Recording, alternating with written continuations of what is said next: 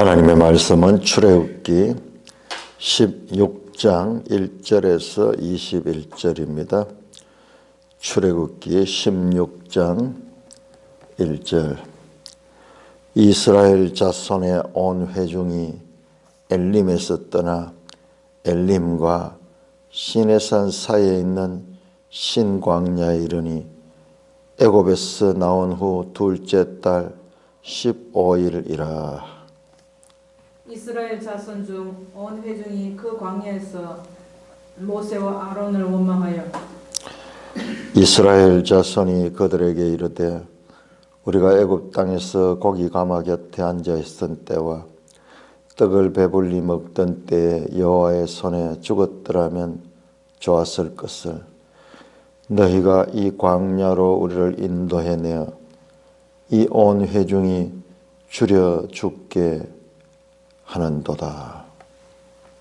그때 여호와께서 모세에게 이르시되 보라, 내가 너희를 위하여 하늘에서 양식을 비같이 내리리니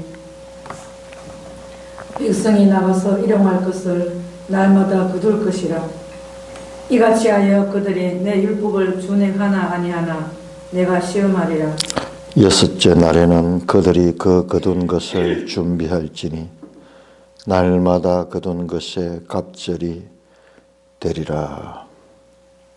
모세와 아론이 온 이스라엘 자손에게 이르되 저녁이 되면 너희가 여호와께서 너희를 애굽 땅에서 인도하여 내셨음을 알 것이요 아침에는 너희가 여호와의 영광을 보리니 이는 여호와께서 너희가 자기를 향하여 원망함을 들으셨음이라.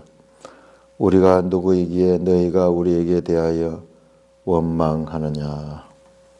모세가 또 이르되 여호와께서 저녁에는 너희에게 고기를 주어 먹이시고 아침에는 떡으로 배불리시리니 이는 여호와께서 자기를 향하여 너희가 원망하는 그 말을 들으셨음이라. 우리가 누구냐? 너희의 원망은 우리를 향하여 함이 아니요 여호와를 향하여 함이로다. 모세가 또 아론에게 이르되 이스라엘 자손의 온 회중에게 말하기를 여호와께 가까이 나오라. 여호와께서 너의 원망을 들으셨느니라 하라. 아론이 이스라엘 자손의 온 회중에게 말하며 그들이 광야를 바라보니 여호와의 영광이 구름 속에 나타나더라. 여호와께서 모세에게 말씀하여 이르시되 내가 이스라엘 자손의 원망함을 들었노라. 그들에게 말하여 이르기를 너희가 해질 때에는 고기를 먹고 아침에는 떡으로 배부르리니 내가 여호와 너희 하나님인 줄 알리라 하라 하시니라. 저녁에는 메추리가 와서 진에 덮이고 아침에는 이슬이 진 주위에 있더니 그 이슬이 마른 후에 지면에 작고 둥글며 서리 같은 것이 있는지라. 이스라엘 자손이 보고 그것이 무엇인지 알지 못하여 서로 이르되 이것이 무엇이냐 하니 모세가 그들에게 이르되 이는 여호와께서 너에게 주어 먹게 하신 양식이라. 여호와께서 이같이 명령하시기를 너희 각 사람은 먹을 만큼만 이것을 거둘지니 곧 너희 사람 수요대로 한 사람에 한 오멜씩 거두되 각 사람이 그의 장막에 있는 자들을 위하여 거둘지니라 하셨느니라. 이스라엘 자손이 그같이 하였더니 그 거둔 것이 많기도 하고 적기도 하나 오멜로 되어 본즉 많이 거둔 자도 남음이 없고 적게 거둔 자도 부족함이 없이 각 사람은 먹을 만큼만 거두었더라. 모세가 그들에게 이르기를 아무든지 아침까지 그것을 남겨두지 말라 하였으나 그들이 모세에게 순종하지 아니하고 들은 아침까지 두었더니 벌레가 생기고 냄새가 난지라. 모세가 그들에게 노하니라. 무리가 아침마다 각 사람은 먹을 만큼만 거두었고 햇볕이 뜨겁게 쬐면 그것이 썰어졌도다. 하나님 아버지 하늘 감사합니다. 이 아침도 저 옛날 모세 시대에 역사하신 그 하나님을 알아가게 하시고 하나님이 누구신지 온전히 알아갈 수 있도록 은혜를 베풀어 주시니 감사를 드립니다. 예수님 이름으로 기도드리옵나이다. 아멘. 자, 우리는 성경을 읽으면서 지금 현재 읽고 있는 본문이 출애굽기 전체에서 가지는 그와 같은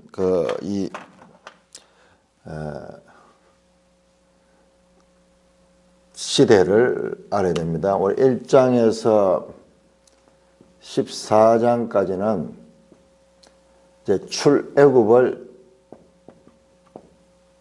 말씀했고 15장에서 출애굽 이후에 모세의 노래가 있었고 그 다음에 15장 후반절에 이제 그 사건이 있었습니다. 마라 사건이 있었죠. 자, 15장 후반절부터 시작해서 18장까지는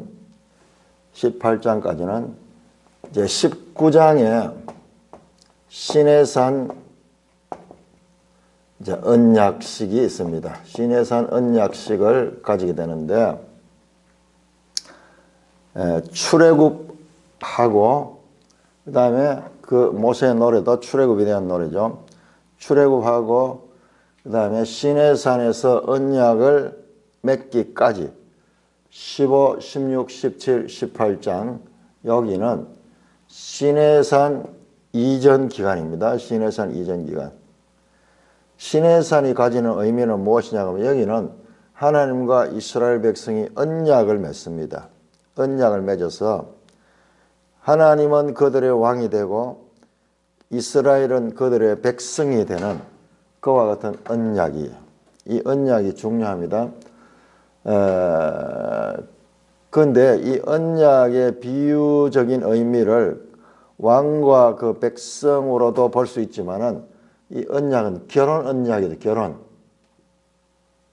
하나님과 이스라엘이 하나님은 이스라엘의 남편이 되고 이스라엘은 하나님의 아내가 되는 결혼 의미도 그 속에 있습니다. 그러니까 이 언약식 속에는 우리 인생의 경험으로 치면은 결혼식 또는 이 국가 왕과 그 백성의 관계, 이 땅에서 우리가 경험할 수 있는 모든 그와 같은 연합된 것의 비유가 여기에 집중되어 있습니다.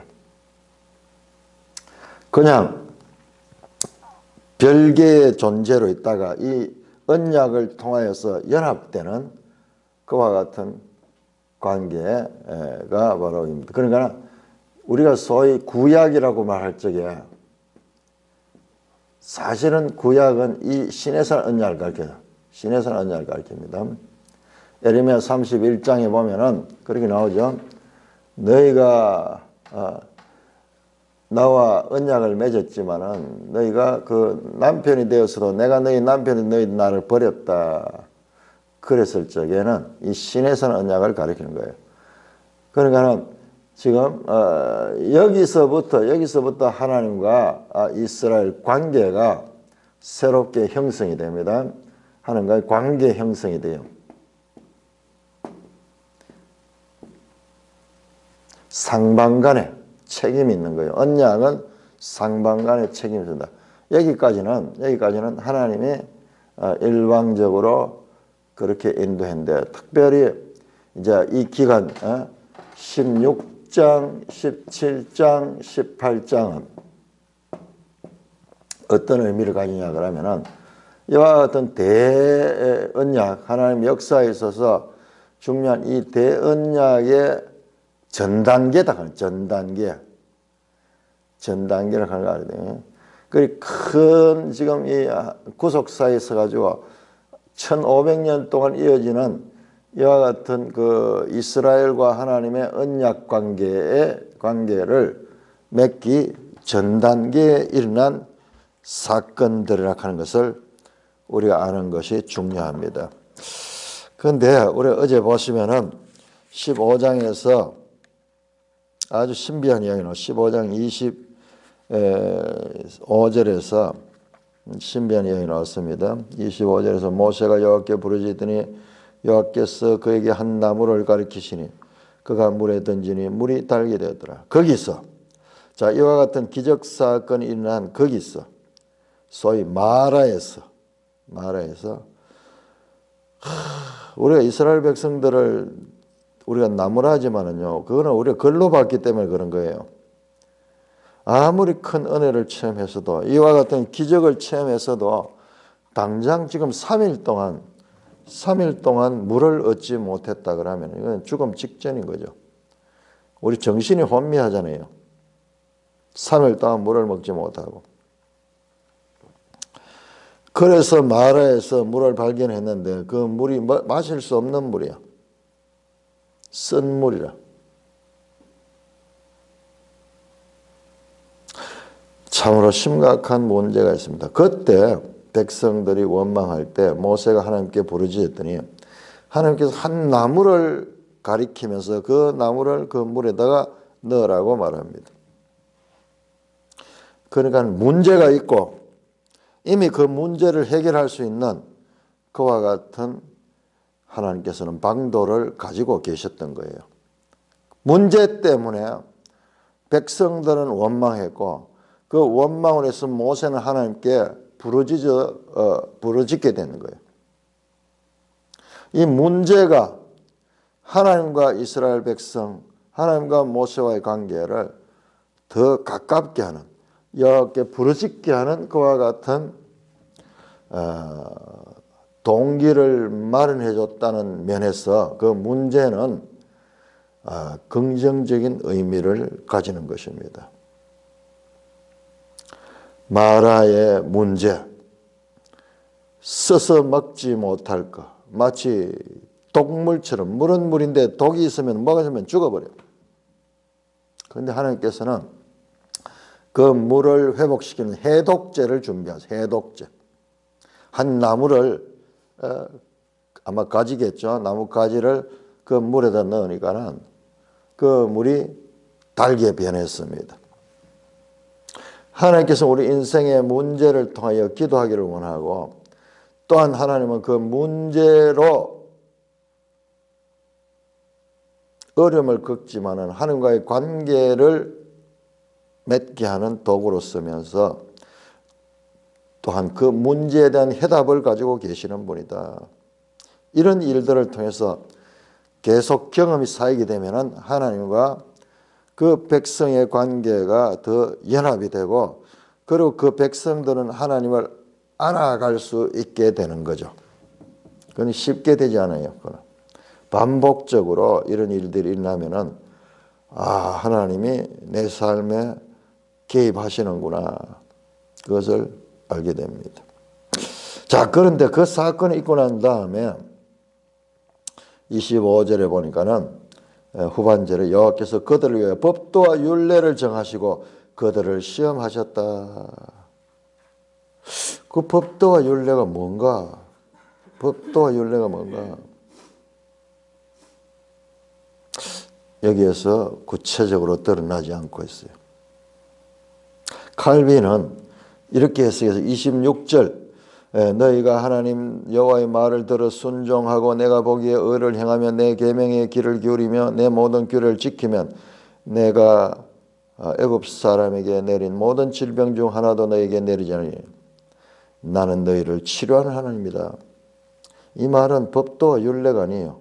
법도와 율로를 순종하라는 말이에요. 순종하는. 칼빈은 이것을 법도와 율례라고 하는데 우리 정동수 목사가 칼빈주의는 칼빈의 사상을 따르는 사람이더라고요. 칼빈의 사상 가운데서 성경적인 부분을 아주 존중하고 칼빈은 성경을 전체적으로 보는 눈을 가진 사람이에요. 그러나 칼빈도 실수가 많아요. 사람이기 때문에. 그리고 시대의 아들이에요. 그 시대의 아들이기 때문에 그 시대의 한계를 가지고 오늘 우리는 이 수백 년 후에 그들이 연구했던 것을 다 보완해가지고 그렇게 알고 있는 이와 같은 지식을 많이 가지고 있지만은 그 시대는 그런 게 없는 시절이에요. 그래서 박영선 목사 주석에 보면 칼빈의 해석은 틀렸다 이렇게 나와요. 착각하는 거예요. 그 사람 칼빈주의는 칼빈을 신으로 모시고 뭐 칼빈의 말이면 다 맞다고. 저 안식교 같은 데는 그래요. 그 엘렌 G 하이트 말씀이 성경보다 더 근위가 위에 있어요. 그렇지 않습니다. 우리는 그 뭐 주석을 보면은 칼빈이 잘못 해석했는 부분 그런 부분들 과감하게 지적을 합니다. 자, 그러니까 그러면은 법도와 율례가 무엇인가? 제가 생각할 때는요. 여기서 법도와 율례는 이런 것 같아요. 자, 하나님 말씀에 순종하라. 말이 안 되잖아요.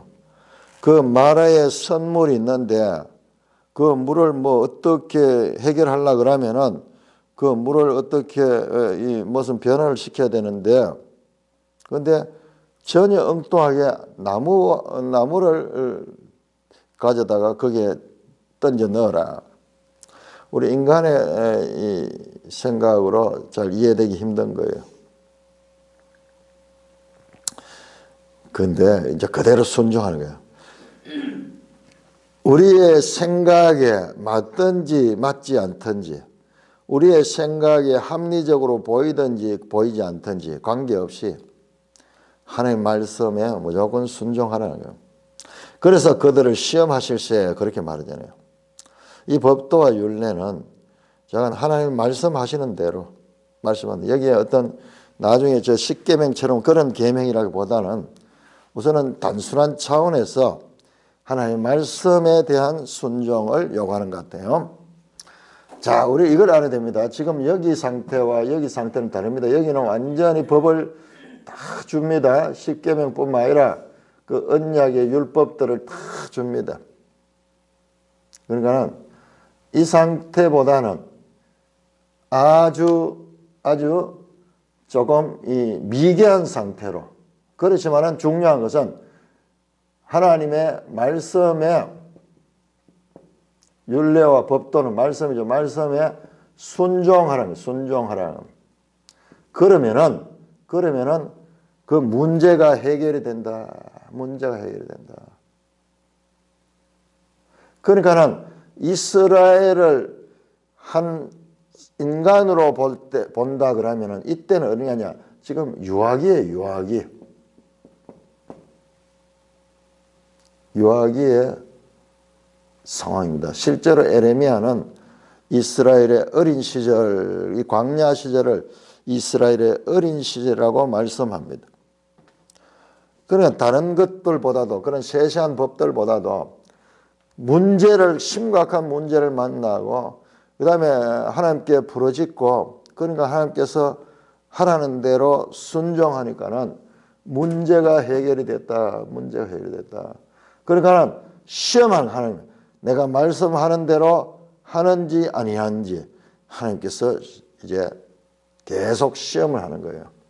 그러면은 순종 안 하면은 어떻게 되냐? 불순종의 결과는 여기 형벌은 없어요. 불순종의 결과 그들이 낭패를 보게 됩니다. 그들의 생각이 낭패를 보게 되는 이걸 계속 경험하게 해요. 여기 형벌을 주진 않아요. 불순종했다고 형벌을 주진 않지만은 그들이 말씀대로 순종 안 했을 적에 문제가 있구나. 말씀대로 순종해야 되겠구나. 자, 뒤에도 보면 계속 이 시험을 줍니다. 시험. 테스트를 하는데 말씀에 순종하면은 그대로 문제가 해결이 되고 말씀에 불순종하니까는 문제가 생기고 정말 그 말씀대로 그렇게 되는구나. 낭패를 당하면서 부끄러움을 당하고 수치를 당하죠. 그래서 이 시기는 이 계명과 율례는 어떤 구체적인 것보다도 단순하게 하나님의 말씀에 순종하느냐 안 하느냐 그것을 먼저 지금 그렇게 하나님께서 훈련시킵니다. 자, 우리 신명기 8장 한번 볼까요? 신명기 8장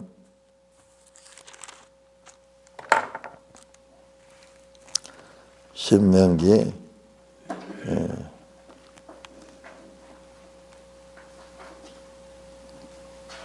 8장 2절부터 보시면은 네 하나님 여호와께서 이 40년 동안에 네게 광야 길을 걷게 하신 것을 기억하라. 이는 너를 낮추시며 너를 시험하사 네 마음이 어떠한지 그 명령을 지키는지 안 지키는지 지키는지 지키지 않는지 알려 함이라. 너를 낮추시며 너를 줄이게 하시며 또 너도 알지 못하면 네 조상들도 알지 못하는 만나를 내게 먹이신 것은 사람이 떡으로만 사는 것이 아니요 하나님 위에서 나오는 모든 말씀으로 사는 줄 너희로 알게 하라. 자, 이 시험들은 지금 앞으로 시험도 마찬가지지만은 그러나 언약 이전에 이 시험들은 나중에 이 언약을 맺을 이분이 어떤 분인가를 알게 하는 거예요. 이분의 말씀은 진실한 말씀이고 그분의 말씀에 순종하면은 우리가 복을 받는다 하는 것을 알게 하는 그 사전 단계라. 자, 이거를 우리가 제가 여기서 신해산 언약을 결혼식으로 비유했는데요. 자, 이 비유가 아주 우리에게 유익합니다. 실제로 에레미야 31장 보면은 내가 그들의 남편이 되어서도 옛 언약을 하나님은 남편이 됐다 그래요. 그렇다면 뭐냐 그러면은 앞으로 아직 결혼을 안 했습니다. 결혼 전 단계, 연애 단계는 서로를 알아가는 단계예요. 서로를 알아가는데 하나님은 백성을 다 알아요. 그렇지만 백성은 하나님을 몰라요. 그러니까는 그 남편이 누군가 어떤 분이고 성품이 어떤 분이고 어떤 유능한 분인지 그 남편을 알게 하는 기회를 주는 거예요. 서로 연애 단계에서. 그래서 내가 과연 저 남자하고 결혼하면 될까 말까 그것을 알 수 있도록 무조건 너는 내하고 결혼하자 그게 아니에요. 그게 아니고 나는 이런 사람이다. 너희가 나를 알아라. 이스라엘 백성 하나님을 잘 알았다고요? 알지 못했어요. 이스라엘 백성도 알지 못했습니다. 이스라엘 백성들이 430년 종살이하고 지금 이런 기적을 처음 맛봤을 뿐이지 이 송해 사건과 열장을 통해서 하나님을 알아가고 있는 과정이지 아직까지 하나님이 누군지 잘 알지 못해요.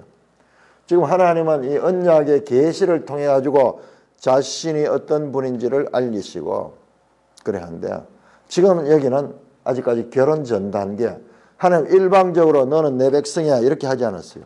언약을 맺기로 언약을 맺으려고 하면은 상대방의 동의를 얻어야 돼요. 그렇게 보면은 이 기간은 서로를 파악할 수 있는 그런 기간이다. 그래 문제가 파악하는 데는 어떤 게 있습니까? 그냥 평안하면은 사람을 알 수 없죠. 문제가 생길 때 그때 그 사람에 대해서도 알 수 있고 이렇게 되는 거죠. 그러니까 우리가 지금 읽고 있는 18장까지의 내용은 그와 같은 전 단계다 하는 것을 알고 말씀을 우리가 봐야 되겠습니다. 자, 이렇게 이스라엘 온 회중이 엘림에 떠나 엘림과 16장 1절입니다. 시내산사의 신광야에 이르렀다. 자, 우리 지도 한번 볼까요? 신광야 지도 121쪽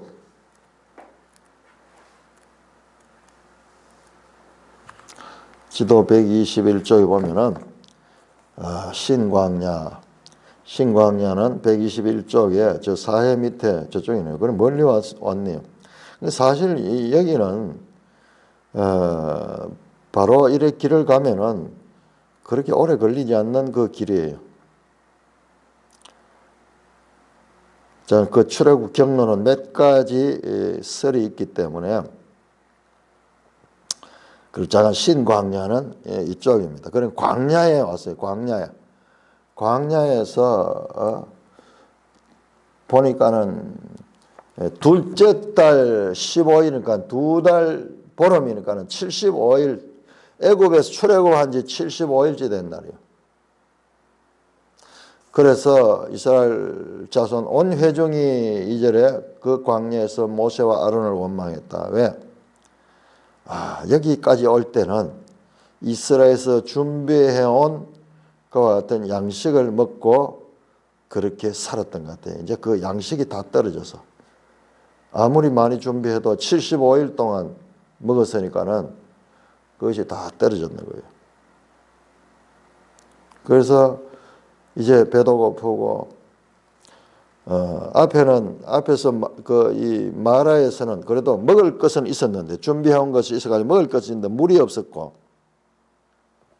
이제 여기는 먹을 것이 다 떨어졌습니다. 3절입니다. 이스라엘 자손이 그들에게 이르되 우리가 애굽 땅 고기 가마 곁에 있던 때와 떡을 배불리 먹던 때 여호와의 손에 죽었습니다. 내가 이 광야로 우리를 인도하여 온 회중이 줄여 죽게 하는구나. 얼마나 배가 고팠겠어요. 고기 가마와 떡을 과거에 상상하면서 그때 죽어버린 게 차라리 낫지. 이 광야에 고생하면서 여기서 줄여 죽는구나. 그것도 온 회중이. 자, 우리가 쉽게 판단하지 못합니다. 우리도 이 입장이 되면은요, 광야에서 누구든지 이렇게 원망하는 거예요. 이스라엘 백성만 그런 게 아니거든요. 여러분 생각해보면 75일째예요. 75일째. 앞에서는 3일째 지났고 75일 동안 광야에 아무 생명도 살지 않는 그 광야에서 4절입니다. 그때 여호와께서 모세에게 이르시되, 자, 이거 보면은 우리가 말씀을 자세히 살펴보면은 이렇게 이스라엘 백성이 절박한 환경에 놓이를 하나님이 기다리고 있어. 타이밍을 맞춰가지고 바로 그때에 앞에 마라 때도 마찬가지고 마라 때는 마실 물 때문에 그렇고 지금 여기서는 먹을 음식 때문에 지금 신광야에서 하나님께 모세를 원망합니다. 모세와 아론 그 지도자들을 원망합니다. 얼마나 답답하고 얼마나 어려움이 있었겠습니까? 근데 그때에 하나님은 이때를 미리 알고 준비하고 있었습니다. 왜? 요 시기를 통해서 하나님이 누구신가를 알리시는 거예요. 하나님은 제가 앞에서 얘기했죠. 이건 이제 사람으로 보면 유학이고 이게 연애기간. 서로가 서로를 아는 탐색하는 기간. 그러니까는 나중에 이제 결혼에 가느냐 이 탐색기에서 서로 이렇게 탐색을 하고 그 다음에 이제 결혼을 결정할 수 하느냐 마느냐가 되겠죠. 그렇게 하나님께서는 하나님 자신을 그 신부에게 알리시는 거예요. 이 사건이 하나님 나오잖아요. 12절에 보면은 내가 여호와 너희의 하나님인 줄 너희가 알 것이다. 나는 이 문제를 해결하는 분이야. 마라의 썬물을 단물로 바꾸는 분이고 이 신광야에서 먹을 것이 없는 너희에게 먹을 것을 공급하는 그와 같은 능력을 가진 사람이고 가진 하나님이고 그리고 너희가 나를 이제 이 과정을 통해서 나를 알게 될 것이다. 그러니까 탐색기에 하나님이 스스로 자신을 지금 알려주시는 그와 같은 사건이에요. 자, 그들의 절박한 상황에 굶주린 가운데 있을 때 하나님께서 모세에게 말합니다. 보라, 내가 너희를 위하여 하늘에서 양식을 비같이 내가. 이 원망을 지금 보세요. 분노하거나 징계하거나 하지 않잖아요. 원망하니까 하나님께 그 원망을 그대로 들어주잖아요. 유학이라 그랬는 것은 어린아이가 칭얼댄다고 해서 부모가 그에게 징계합니까? 뭐가 부족하구나, 뭐가 문제가 있구나 그러면서 기저귀를 갈아준다든지 젖을 먹여준다든지 그 아이 입장에서 보지, 이놈이 그러면서 그 징계하는 부모는 그건 엉터리죠. 정말 부모가 아니죠. 지금 그런 상태예요. 연애기로 치면은 탐색기고, 그래서 자신을 알려주시고 있고, 그래서 너희가 나중에 결혼할 적에 너희가 나중에 보면은 너희가 선택할 수 있는 기회를 주거든요. 근데 뭐 선택하려고 하면 알아야 되지. 유아기로 보면은 칭얼대고 있는 애에게 그 불편함을 해소시켜 줍니다.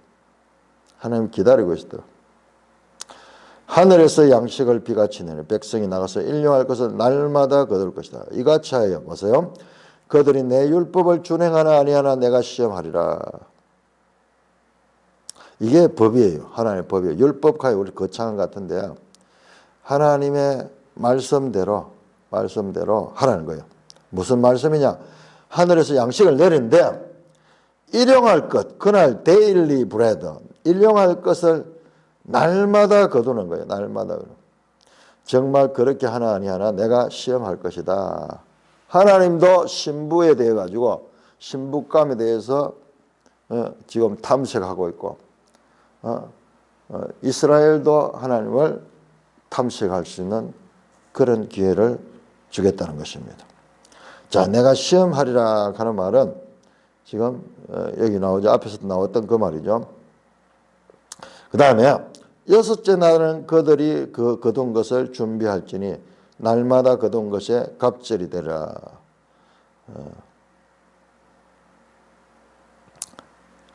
다섯째 날까지는 날마다 거둬야 되고 여섯째 날째는 2배를 거두라.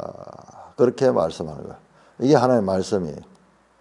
앞에서는 하나님의 말씀이 그 나무를 그 물에다 넣으라 하는 것이 하나님의 말씀이었고, 여기에는 날마다 줄 테니까는 너희가 날마다 거두고 일용할 것 날마다 거두고, 그 다음에 여섯째 날에는 갑절을 거두라. 이것이 시험이에요. 이것이 하나님의 명령이에요. 하나님의 법이에요. 하나님의 말씀입니다. 자, 그래서 6절에 모세와 아론이 온 이스라엘 자손에게 이르되 저녁이 되면 너희가 여호와께서 너희를 애굽 땅에서 인도하여 냈음을 알 것이요 아침에는 너희가 여호와의 영광을 보리니 이는 여호와께서 너희가 자기를 향하는 원망을 들으셨습니다. 하나님께서 그 백성의 원망을 듣고 저녁에 너에게 하나님이 누군가를 알려줄 것이고 아침에도 여호와의 영광을 보게 할 것이다. 이게 뒤에 내용을 보면요. 저녁에는 메추라기를 주시고 아침에는 만나를 주실 것에 대한 말씀이에요. 그 사건을 통해서, 그 기적적인 사건을 통해서 하나님을 알게 하시는 거예요. 하나님을 알게 하는 거예요. 하나님이 애굽에서 인도하여 내시던 그 하나님이시구나. 그 하나님이 같은 하나님이구나. 내 신랑감은 능력 있는 신랑이구나. 부자구나. 나를 데리고 가서 나를 잘 살게 할 수 있는 그런 능력 있는 분이구나. 이걸 계속 알려주는 거예요.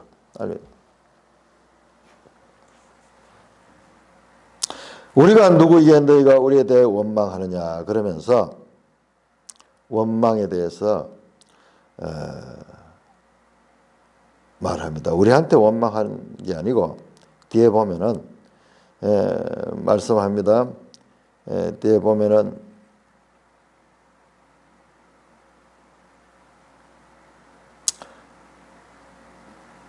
8절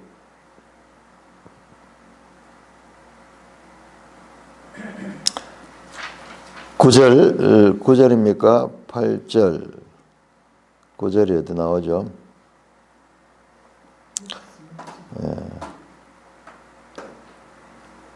그렇네요. 8절 후반절은요. 누구냐? 너희의 원망은 우리를 향하여 함이 아니요 여호와를 향하여 합니다.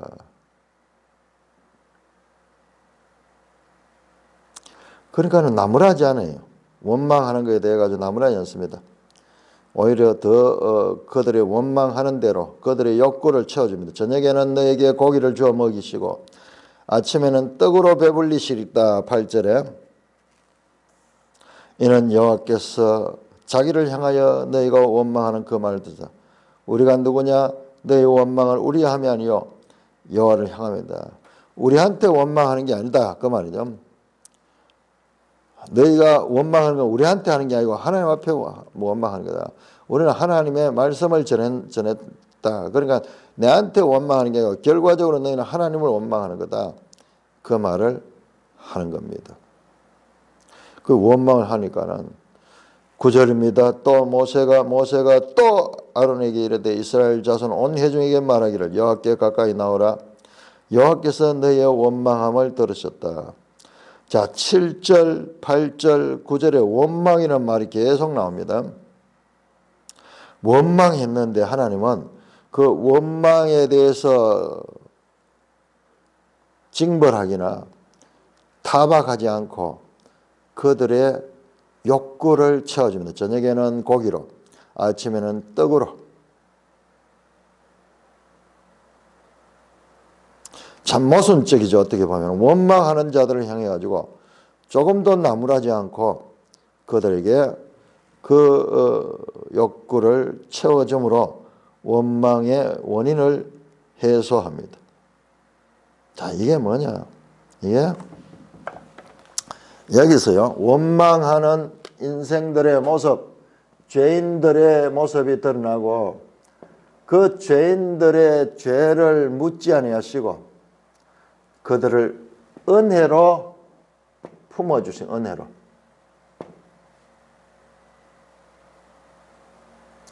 이렇게 큰 기적을 경험해도 얼마 가지 못하여 자기들의 욕구가 채워지지 아니하면 원망하고 불평하는 그와 같은 인생의 죄인됨을 보여주시고 그럼에도 불구하고 그들에게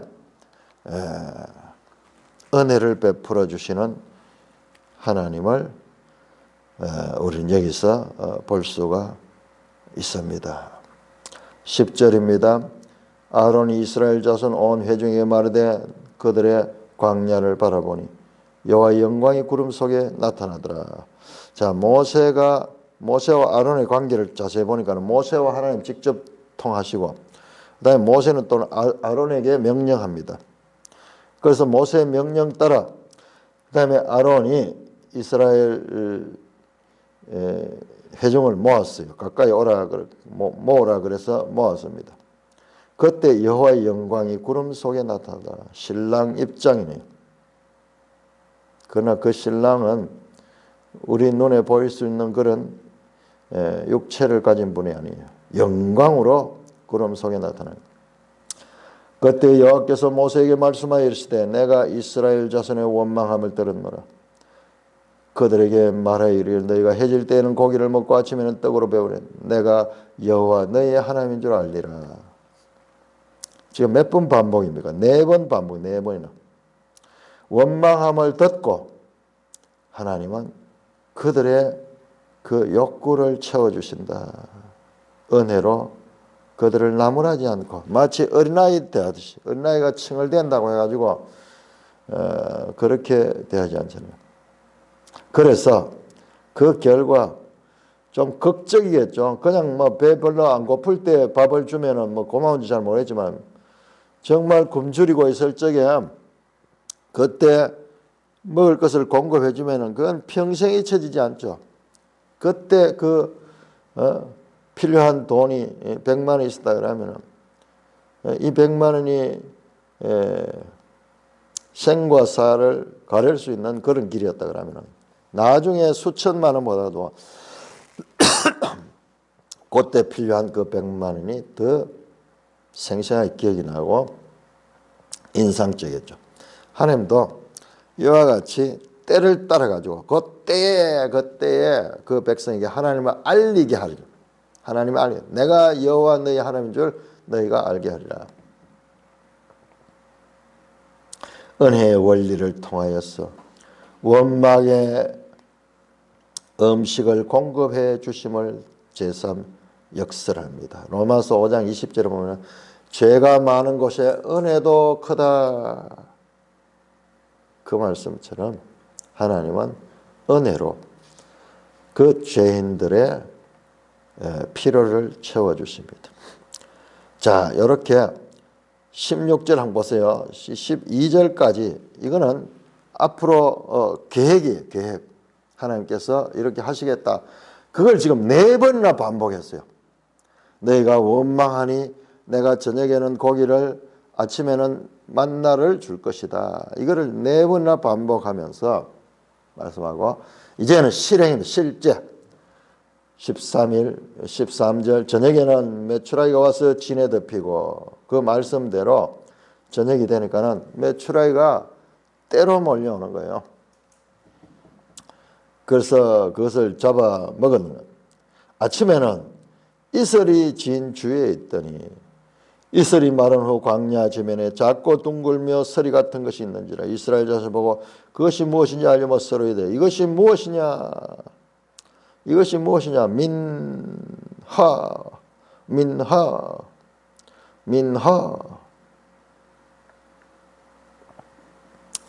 여기 나중에 보면 만나라고 만나 민하. 하나님 모세가 그들에게 이르되 이는 여호와께서 너에게 주어 먹게 하신 양식이라.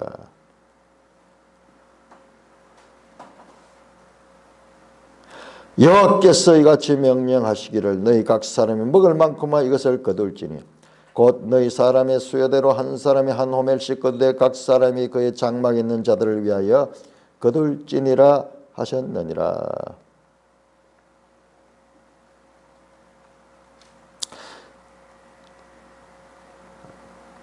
이게 뭐냐? 이건 하늘 양식이라. 하나님께서 주시는 양식인데 그런데 이 양식을 어떻게 먹을 만큼만 사람의 수요대로 날마다 거두라 그랬죠.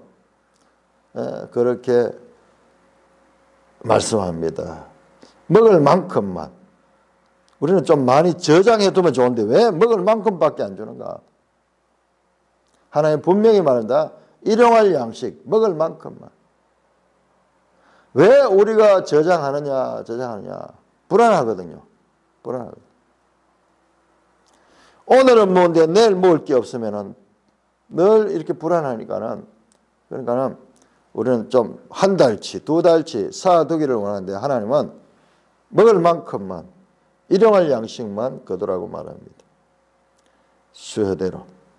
17절 이스라엘 자손이 그같이 하였더니 하나님 말씀대로 하였더니 그 거둔 것이 많기도 하고 적기도 하나 오멜로 되어져 완적 많이 거둔 자도 남으였고 적게 거둔 자도 부족함이 없어 각 사람이 먹을 만큼만 거두었더라. 결과적으로 하나님 말씀대로 되었습니다. 19절은 모세가 그들에게 이르기를 아무든지 아침까지 그것을 남겨두지 말라 하였으나 자 이것도 하나님께서 말씀하신 것입니다. 모세에게 말씀해서 모세가 그걸 전하게 자 그것을 아침까지 남겨두지 말고 먹으라. 20절 그러나 그들이 모세에게 순종하지 아니하고 지금 모세에게 순종하지 않은 건 하나님을 순종하지 않는 거예요.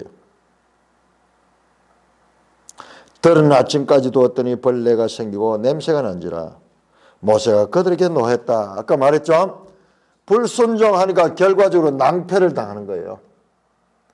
이야 불순종해보니까는 정말 문제가 생기고 수치를 당하게 되고 그 꾸지람을 당하게 되는 그런 일이 되는 거예요. 먹지도 못하게 되고 그래서 이들이 하나님 말씀대로 해야 되는구나. 말씀대로 해야 되는구나. 내 생각에 야 요거 조금 내일 아침까지 남겨놨다 내일 먹자 이랬더니만은 이걸 다 상해버리고 먹지 못하게 되는 거예요. 모세가 노했는 것은 하나님의 심정으로 왜 하나님 말씀대로 하지 않느냐. 지금 시험하고 있잖아요. 시험하고 있다. 21절 무리가 아침마다 각 사람은 먹을 만큼만 거두었고 햇볕이 뜨겁게 쬐면 그것이 쓰러졌더라. 그래서 그 결과 아침마다 먹을 만큼만 거두게 되었습니다.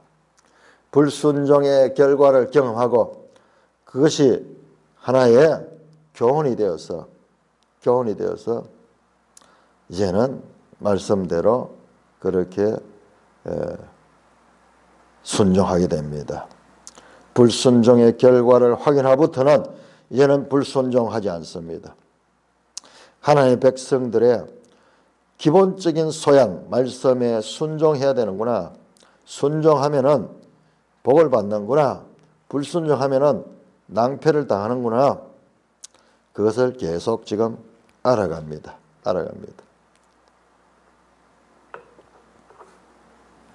오늘날 정치인들도 이런 용어를 많이 쓰잖아요. 무슨 효과라 그러잖아요. 무슨 효과. 무슨 시험을 당해서 오히려 그것이 학습 효과라. 학습 효과. 학습을 해가지고 야 불순종 해보니까는 이런 문제가 생구나. 그런 이제 학습 효과를 통해서 야 말씀에 순종하는 게 맞는구나. 자 이것을 점점 알아가기 시작합니다. 그러니까 제가 말씀드렸죠. 자 이 내용들은 전부 이와 같은 유아기에 하나님을 알아가고 탐색하가는 그와 같은 기간이다. 자 16장 22절에서 36절입니다. 이 내용도 간단한 내용이에요. 자 22절 16장 22절 여섯째 날에는 각 사람이 각절의 식물 곧 하나에 2오멜씩 거둔지라. 회중의 모든 지도자가 와서 모세에게 알림해. 모세가 그들에게 이르되 여호와께서 이같이 말씀하셨느니라. 내일은 휴일이니 여호와께 거룩한 안식일이라. 너희가 구울 것은 굽고 삶을 것은 삶고 그 나머지는 다 너희를 위하여 아침까지 간수하라. 그들이 모세의 명령대로 아침까지 간수했으나 냄새도 나지 않고 벌레도 생기지 아니하는지라. 모세가 이르되 오늘은 그것을 먹으라. 오늘은 여호와의 안식일인즉 오늘은 너희가 들에서 그것을 얻지 못하리라. 엿새 동안은 너희가 그것을 거두되 일곱째 날은 안식일인즉 그날에는 없으리라 하였으나 일곱째 날에 백성 중 어떤 사람들이 거두러 나갔다가 얻지 못하니라.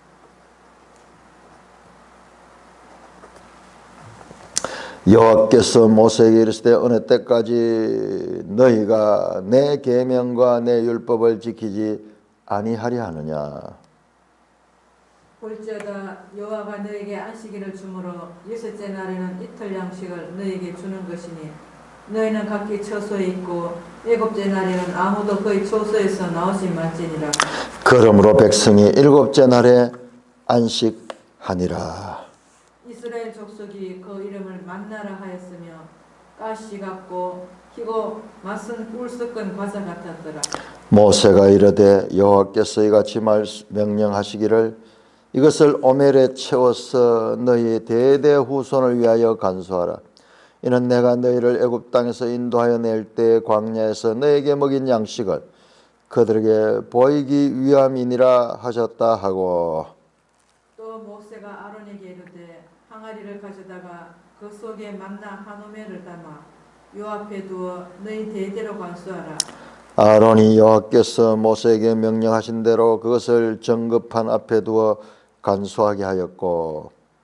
사람이 사는 땅에 이르기까지 이스라엘 자손이 40년 동안 만나를 먹었으니 곧 가나안 땅 적경에 이르기까지 그들이 만나를 먹었더라. 오멜은 10분의 1 에바이더라. 자, 지금 이어지는 내용도 마찬가지. 여섯째 날에는 자 만나를 날마다 주고 여섯째 날에는 갑절을 주겠다. 갑절을 취하라고 그랬거든요. 5절에서 말씀했거든요. 그래서 평일에는 한 오멜씩 했지만은 여섯째 날에는 2오멜씩 해라. 그렇게 이제 말씀대로 그렇게 했습니다. 그래서 모세가 여호와께서 이같이 말씀하신다. 내일은 휴일이니 여섯째 날 다음 날은 이제 7일째는 쉬는 날이다. 여호와의 거룩한 안식이다. 자, 이거 보세요. 지금 이 시내산 언약을 통해서 안식일이 지금 4계명으로 주어지잖아요. 4계명으로. 5계명으로 주어지냐? 아니다. 4계명으로 주어지죠. 4계명. 안식일을 거룩하게 지키라.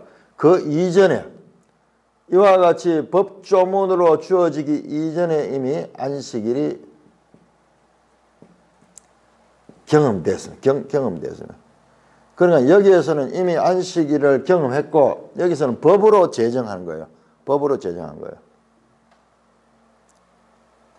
그러니까 이 말씀 드렸죠. 이 십계명을 비롯해서 시내산에서 모든 법을 주시는 그 이전에 전 단계에서 하나님께서 나름대로 그들을 가르치고 있다. 지금 시험하는 기간이에요. 여호와께 거룩하시라. 이게 이제 최초의 안식일이에요. 십계명으로 제정되기 이전의 안식일. 그리고 이것은요, 저 하나님이 창세기 1장에 천지를 창조한 이후에 처음 제정된 그와 같은 안식일이에요. 안식일이 처음 나오는 거예요. 그러니까 저 안식교인들이 안식일을 되게 강조하는 게 그냥은 아니에요. 성경의 안식일이 그만큼 중요한 거예요. 중요한 건데. 그러나 저들이 그 안식일 정신을 제대로 모르니까는 문제지. 그러니까 이 성경을 이런 면으로 보고 봐라. 안식일이 얼마나 중요하나 이러면서 막 가니까는 거기 꽂혀버린 거예요. 성경을 전체적으로 못 보니까는. 자, 이렇게 안식일을. 그 다음에 문제는 이제 안식일은 2배를 거는데 앞에서 경험했죠. 다음 날까지 거두어두니까 벌레가 생기고 다 상해서 먹지 못하게 됐잖아요. 자, 여기는 어떻게 될까? 아침까지 간수하라 그랬어요. 이번에는 24절 그들이 모세의 명령대로 아침까지 간수하였더니 냄새도 나지 않고 벌레도 생기지 않는다. 이야. 평일날에는 다음날 아침까지 간수하니까는 벌레도 생기고 냄새도 나고 상해서 먹지 못했는데 이제 6째 날에는 모세의 명령대로 간수했지만은 벌레도 생기지 아니하고 냄새도 나지 않은 거예요. 모세가 이르되 오늘 그것을 먹으라. 여호와의 안식일이라. 오늘은 너희가 들에서 그것을 얻지 못하라. 오늘은 들에 나가도 없는 거예요. 6해 동안은 너희가 그것을 거두 7째는 안식일을 그날은 없애라. 그런데요, 또 불순종하는 사람 나옵니다. 또 불순종하는 사람 나와요. 아침까지 먹을 것을 남겨뒀다가 낭패번자가 나오죠. 그런데 7째 날 또 나가서 이 만나를 구하러 간 자들이 나옵니다. 27절 7째 날에 백성 중 어떤 사람들이 거두러 나갔다 얻지 못하나 말씀대로 그렇게 됐어요. 거두러 나갔다가 불순종했다가 낭패를 당하게 되니까 학습 효과. 자, 여기에서 학습 효과. 미리 학습하는 경험을 통해서 배우는 거예요. 그래서 지금 이 19장에서 결혼식 할 적에요. 인격적 결혼식이에요. 나는 이런 사람이다. 내하고 결혼하겠느냐? 예, 하겠습니다. 요 상반간의 서약을 이 19장에 가서 우리가 여기서 오늘 집중적으로 한번 살펴보겠는데요. 그렇게 반드시 합니다. 그런데 아무도 모르는 사람한테 할 수 있습니까? 미리 학습시켰잖아요. 자, 우리 성경을 통해서 뭐 하나님이 자신을 계시하는데요. 그냥 막 하지 않아요. 주권자고 절대자니까 마음대로 하지 않고 그 백성들을 통하여서 알아듣도록 눈높이에 맞추어서 자신을 계시하고 있다. 이런 하나님의 모습을 모르니까는 야, 하나님 지 마음대로 한다 이러면서 하나님 폭군같이 생각하는데 전혀 그렇지 않아요. 우리가 하나님의 말씀을 제대로 읽지 못해서 그런 것이요. 여기서 징계합니까? 그냥 무함만 당하잖아요. 어떤 사람들은 거두러 갔다 얻지 못하나. 그때 하나님께서 모세를 통하여 말씀한 28절 모세에게 이르되 어느 때까지 너희가 내 계명과 내 율법을 지키지 아니하느냐. 자, 이제 앞에서 15장 25절 26절에 나오던 처음 계명과 율법이 뭔가를 이제 알겠죠. 우리가 계명과 율법이라니까 뭐 되게 거창하게 제1조, 제2조, 제3조 그런 것이 아니에요. 그것은 시내산 언약에서 나오는 거고 여기에서는 그냥 하나님 말씀하시는 대로 순종하느냐 아니하느냐. 일곱째 날은 나가지 마라 그랬는데 나가는 사람들을 보고 하나님께서 말합니다. 언제까지 어느 때까지 너희가 내 계명과 율법을 지키지 않겠냐. 볼지어다 여호와께서 너에게 안식일을 주므로 여섯째 날은 이틀 양식을 너에게 주는 것이니 너희는 각기 처소이고 일곱째는 아무도 그의 처소에서 나오지 마라. 그러므로 백성들이 일곱째 날이나 안식하니라. 안식일에 대한 학습 효과를 이미 가졌습니다. 그러고 난 다음에 너희는 안식일을 지켜라. 안식일을 지켜라. 그렇게 율법으로 그렇게 명시해서 주는 것입니다. 우리가 그 율례와 계명 그러니까 되게 막 복잡하게 생각하는데 그게 아니고 그냥 말씀대로 순종하는 거예요. 말씀대로. 그런데 그 말씀대로 순종하지 않는 사람들이 반드시 나오잖아요. 당일 구해라 그랬는데 이틀째 남겨놨다가 낭패받고 그 다음에 여섯째 날에는 갑절로 구하고 일곱째 날에는 주지 않겠다 그랬는데도 그 말씀을 믿지 못하고 그 나갔다가 낭패를 당하는 거죠. 자, 하나님은 이들을 학습을 통해서 하나님을 말씀의 학습 효과를 지금 경험하게 하는 것입니다.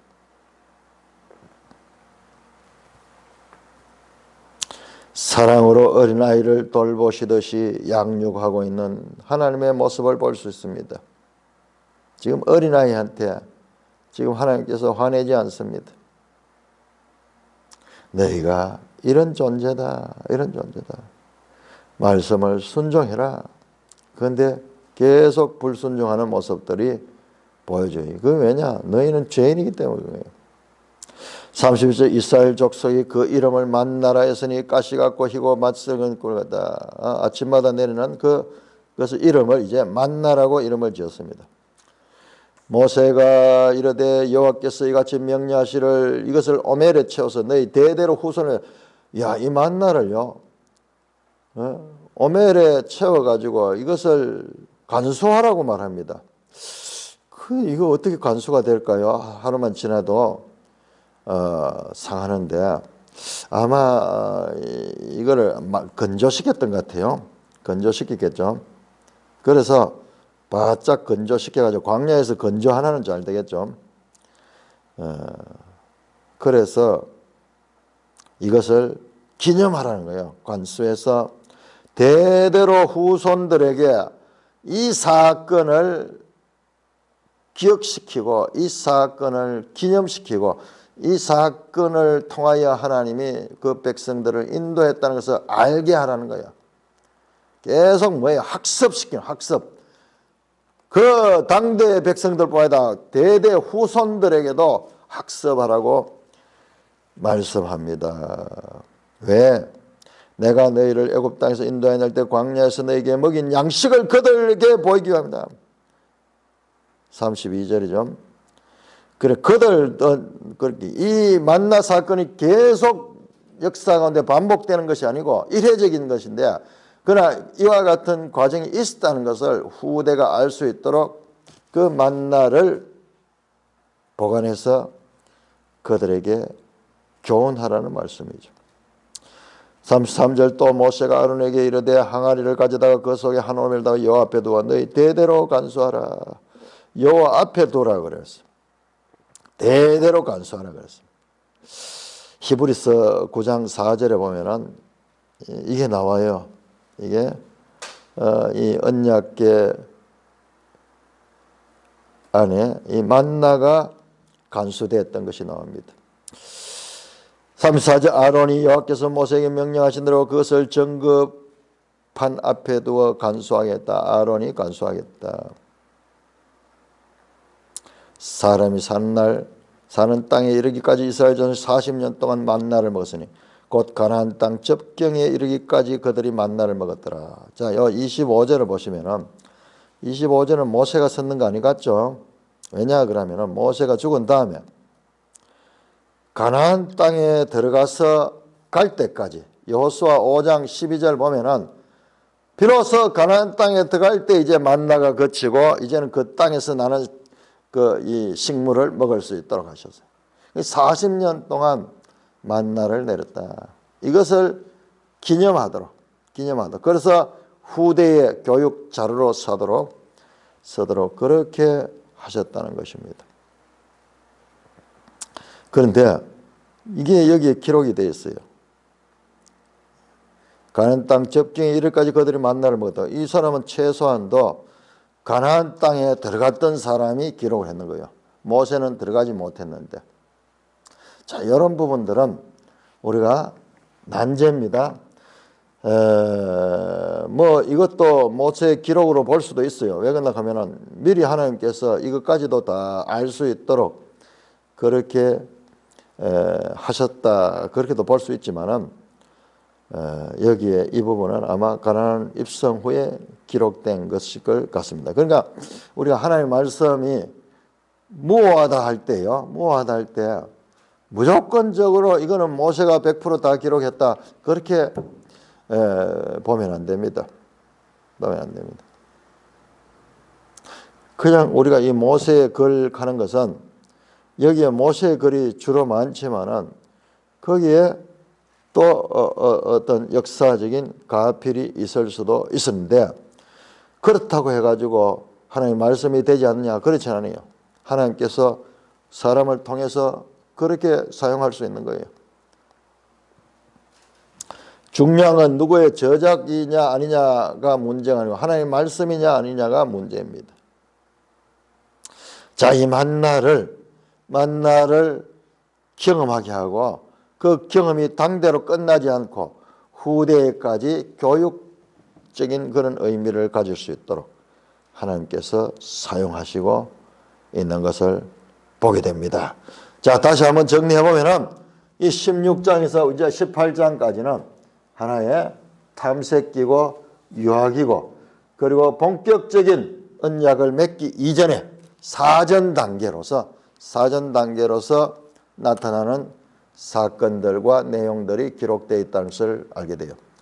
여러분, 종교개혁이 일어날 적에요, 사람들은 그냥 종교개혁이 1517년부터 시작해서 일어났다 생각하는데 아니에요. 그 종교개혁이 있기 전에 100년 전부터 또는 200년 전부터 포머 리포메이션, 사전에 준비됐던 그 종교개혁이 있어요. 위클리프라든지 얀 후스라든지 이런 그 위대한 개혁자들이 있었어요.